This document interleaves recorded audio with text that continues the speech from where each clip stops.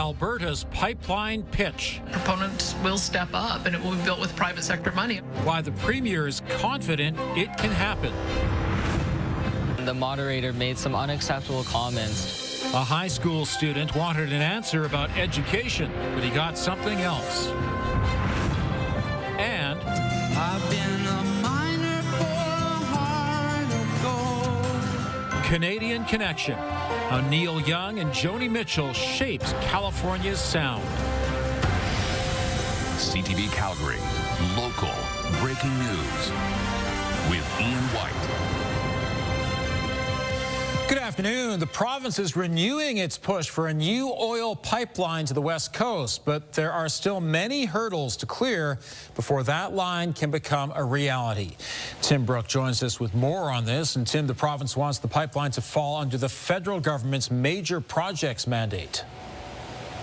Well, Ian, we've all heard time and time again Premier Danielle Smith say that there needs to be a new bitumen pipeline that goes out to BC's coast. But, well, as of now, the reality is we haven't seen the private investment. We haven't really seen the private willingness to make that project a reality. And so today, Smith says her government is going to try to kickstart that process to get on that federal list by bringing forward a proposal of its own. It'll work with three pretty large Canadian pipeline companies. That includes Enbridge, Trans Mountain, and South Bow. That group will research a route and then consult with stakeholders to put together an application that'll eventually make its way to Ottawa. The province is putting up $14 million of taxpayer funds to support early planning work, but Smith says she doesn't want the government to operate this thing.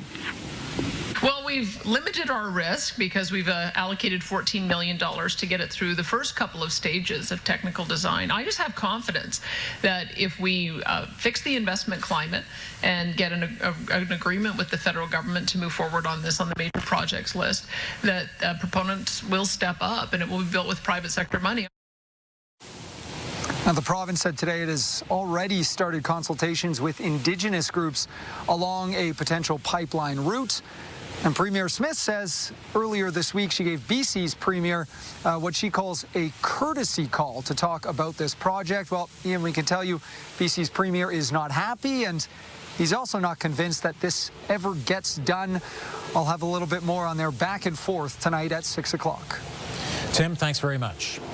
A power outage in downtown Calgary left thousands in the dark today. ENMAX says the outage affected 3,000 customers. It took crews most of the afternoon to get the electricity restored. The company says it's still investigating what caused the power outage. Negotiations remain at a standstill between the province and the teachers' union. That means teachers are on track to go on strike on Monday, which will impact more than 700,000 students. Mark Villani is live outside Silver Springs School in the Northwest. Mark, what sort of support is there for families? Well, Ian, parents of children under the age of 12 will be eligible to apply for $150 per child for support from the province. Now, this is a support program that would look at offering support for childcare as well as tutoring. Now, the province is also going to be launching what it calls an online guide to supporting students that features study resources, videos, worksheets, and other practice questions to keep up to date on various subjects. The City of Calgary is expanding access to swimming and day camps too. Registration is open for those camps at Village Square and Southland Leisure Center. Other organizations like Storybook Theatre also offering strike support drama camps to take some stress off parents in need of childcare. It will also give students an opportunity to stay social while those classes are canceled. I think just as a way to continue to have kids come together and still see their friends, make new friends, we're offering extended drop-off and pickup times for parents to kind of help support their busier schedules. We're just hoping that to give our community as much support as possible in this. We know it's a really trying time for parents, and we know it's kind of a trying time for students as well, with their routine being completely thrown off. Now, today, Alberta's education minister urged Alberta's Teachers Association to come back to the table. The minister argues that their latest offer of a 12% raise over the course of the next 4 years is more than fair. They'd be the highest paid teachers in all of Western Canada. But the ATA insisting that the province has not done enough to address class sizes and resources needed for teachers. Ian. Mark, thank you. A grade 12 Calgary student is speaking out after he was told he needed to be spanked at an Alberta Next town hall. Evan, I applaud you coming here to speak. I don't applaud how you're trying to speak. It's not making any sense. So we're going to move along. I know you'd love some chaos, but your parents should turn you over your knee. Let's go over here. Oh, that's rude. That's rude. The comments were made Monday night to Evan Lee by Bruce McAllister, who is the executive director of the Premier's office. Lee's microphone was cut when the 17-year-old started asking a question about the looming teachers' strike. McAllister posted an apology on X, and the Premier called the comments off-color. But Lee is disappointed. Nobody from the province offered a personal apology. He also doesn't believe questions should be censored at a public forum. The moderator made some unacceptable comments towards me, which I find very deplorable, and it's not something that the government should be doing, especially because Alberta is viewed as a democracy around the world, and it's embarrassing for Alberta that the government is taking such action. Lee was hoping McAllister would be removed as the moderator at tonight's final Alberta Next town hall, which is taking place virtually. The Premier's office says McAllister will be moderating and offered no further comments. Alberta now has the lowest minimum wage in the country. 5 provinces all increased their minimum wages today. Their increases were tied to Canada's growing consumer price index, which is an indicator of inflation. Alberta's minimum wage is $15 an hour and has been that way since 2018. One economics professor says since that time, the cost of living has increased by over 25%. If you have a full-time job, you're working 40 hours a week, 50 weeks a year, $15 an hour, that's $30,000 a year. I don't care that Alberta has the lowest income tax of any province. I don't care that Alberta doesn't have a sales tax. When the Premier is saying that there's all of these other supports that help people so that that $30,000 stretches further, you can't live in Edmonton or Calgary, let alone Lethbridge, Medicine Hat, Fort McMurray.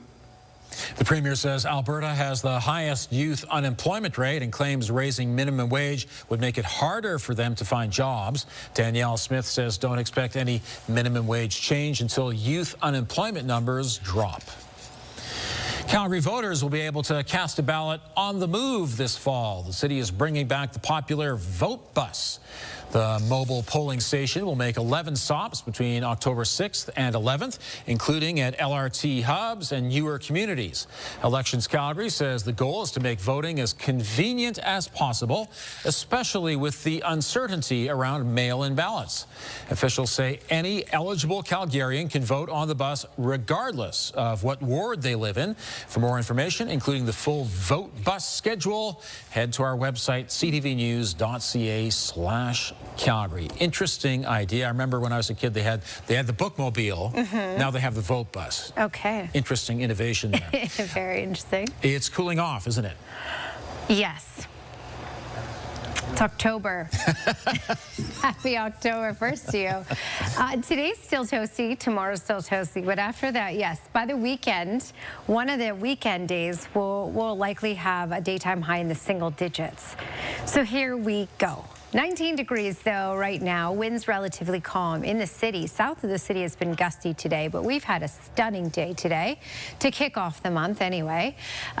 For the overnight hours, we are dropping to the single digits, and it doesn't look like we'll climb out of that by 8 o'clock in the morning. So expect a chilly start to the day tomorrow, but once again, a high of 19 is expected. There will be a good chunk of sunshine, also some cloudy periods at times. That's your 24-hour forecast brought to you by Fifth Avenue Volkswagen, where you can win your ride. See dealer for details or visit fifthAvVW.com. Ian? Thanks, Danielle. It's been abandoned for a few years, and that's why a fire overnight at the Ogden Legion was such a challenge for firefighters. And later, a step forward for a program that provides care to patients, especially seniors, with vision issues. Also, if you have a news tip, text us at 10400.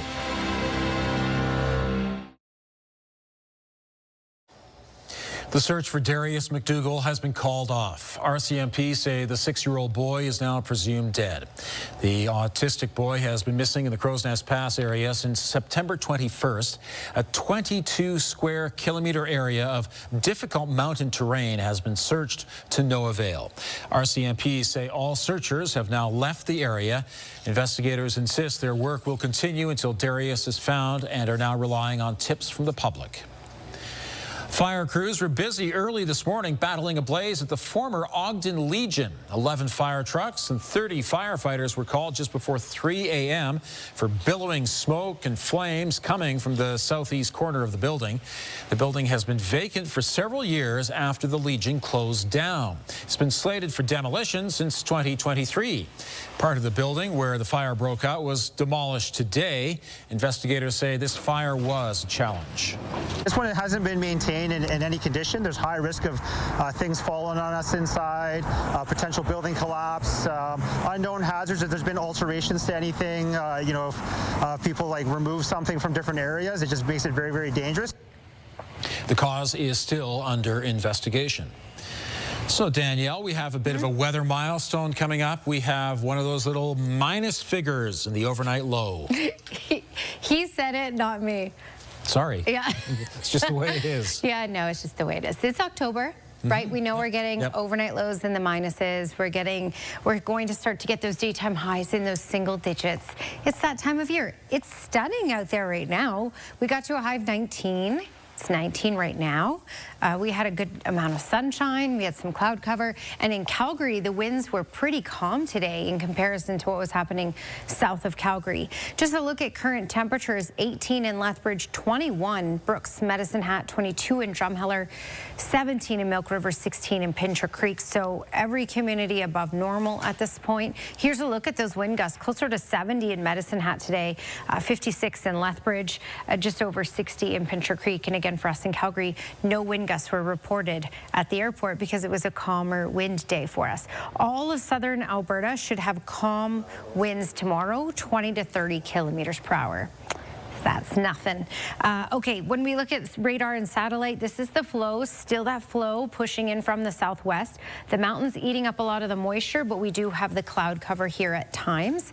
And that's the story for the next couple of days, on and off cloud cover as we go here. You can see some pockets that have arrived in Calgary, another few pockets of cloud cover building in as well. There's a little bit of instability way in the mountains, but that's really just dying out in the mountains. Okay, looking and fast forwarding, tomorrow a lot of sunshine, but also some cloudy periods at times, and that's the story as we head into Friday as well. The key thing by late Friday, this is a cold front, and this will change the game as we head into the weekend. So we're going to gradually decline this week, and you'll really notice a difference by Sunday. This will open the gates for much cooler air. It doesn't look like we'll get much moisture with this. Maybe an isolated shower in some communities, less likely of seeing that in Calgary, but it will, because of this cold front, will usher in that colder air mass that will stick around for Sunday. So looking at that longer range forecast, 19 for tomorrow, sunshine with cloudy periods. Same thing really for Friday, just a little cooler, 17. And then by Saturday, we're going to struggle to get into the double digits. Small chance of an isolated shower, especially in the morning. And there's that thing Ian's talking about, -2 overnight on Saturday, which means a cool start to Sunday morning. And we likely won't even get into the double digits Sunday afternoon with a high of 9. Stable week though for the most part. If you like the warmer temperatures, don't worry. I know it's October, but it's not gone just yet. We will likely get back into those 20s next week on Tuesday and Wednesday, and outside of that, we should mainly be in those mid-teens. So pretty normal for this time of year.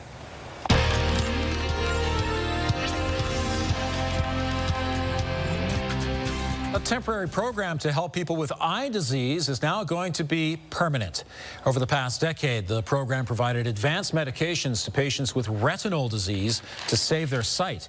Since last year, almost 23,000 Albertans received care through the pilot, with seniors making up 3/4 of those treated. The new permanent project will be open to all 150 ophthalmologists in Alberta. It will also expand eligibility by 2,000 patients. Calgary's National Music Centre is taking a deep dive into music history this weekend. Still ahead, the Laurel Canyon scene and the Canadians who helped bring music there to life.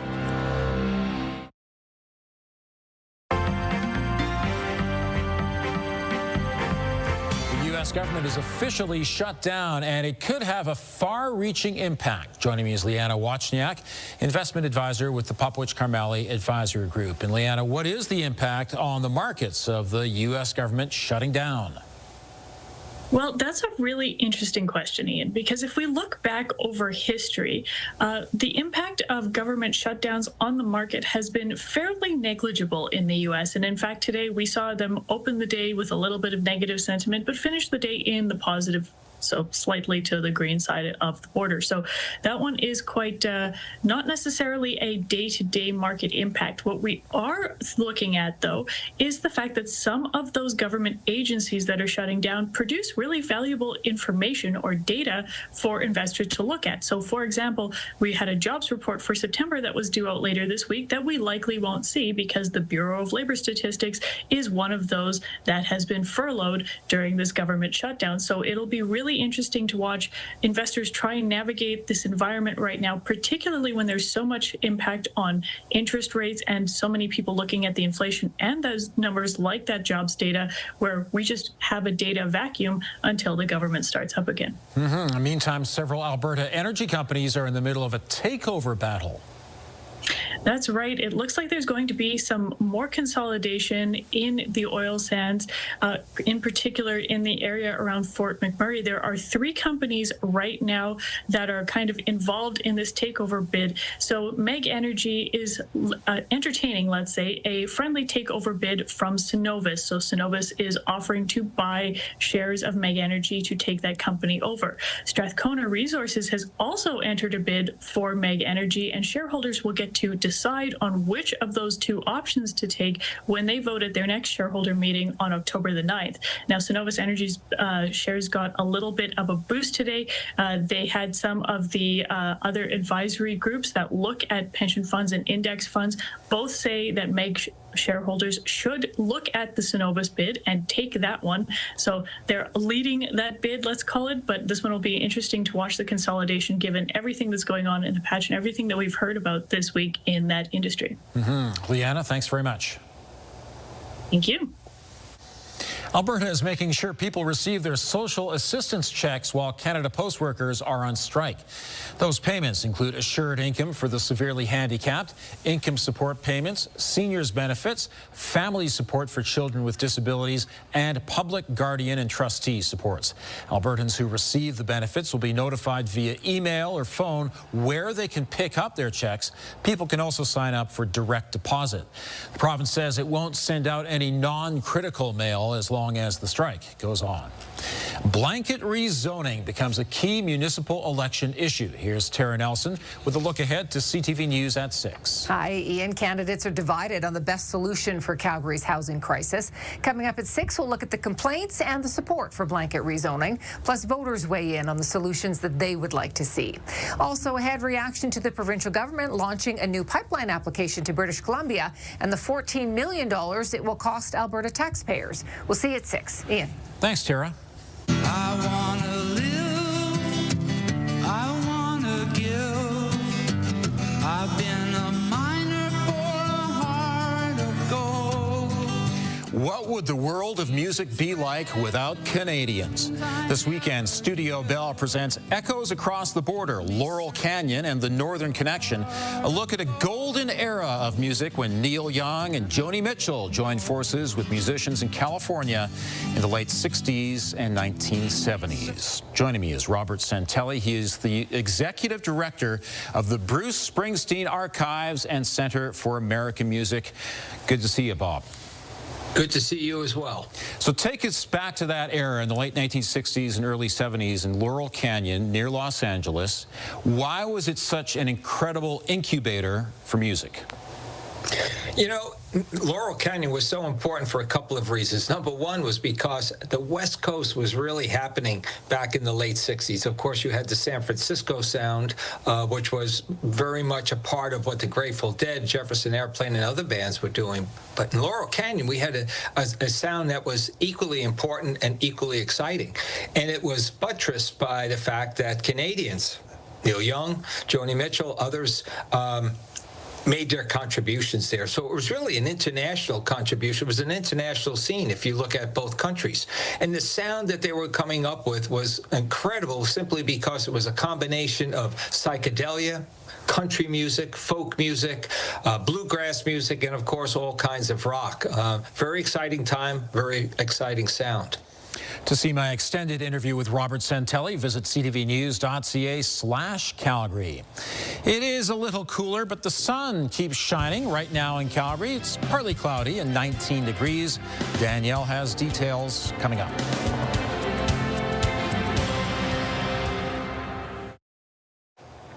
Okay, first day of October, and looking back on September, if people thought it was rather warm or hot then, they were right. Yeah, Daryl, one of our viewers, has sent in that it was the second warmest September on record.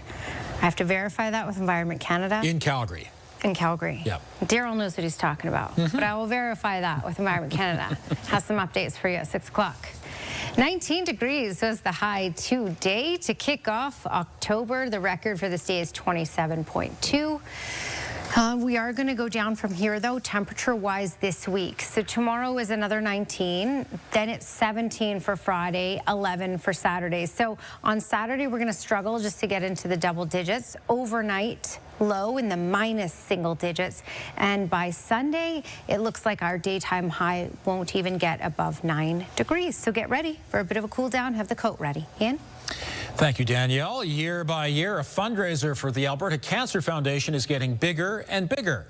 The Cold Patrol 10K run got its start last year. 300 people raised more than $64,000 for the Cancer Foundation. About twice as many people are getting involved this year. The event is organized by the Cold Foundation, made up of 8 members who want to make a difference in their community. The run will go ahead on November 8th, rain or shine or snow. I think actually running in November is kind of exciting for us. Last year we had great weather. This year, who knows what the weather is going to be like, but it kind of doesn't matter. I think it's going to be fun either way if we're sort of trudging through snow or all 8 of us have to run the route with shovels beforehand at like 7 in the morning or something. But I think either way it's going to be a lot of fun. The Cold Foundation's first fundraising event took place in 2023, where the founding members collected donations from family and friends. They still managed to raise more than $24,000 that year for cancer research. Good for them. Thank you for joining us. Now here's the early edition of the CTV National News.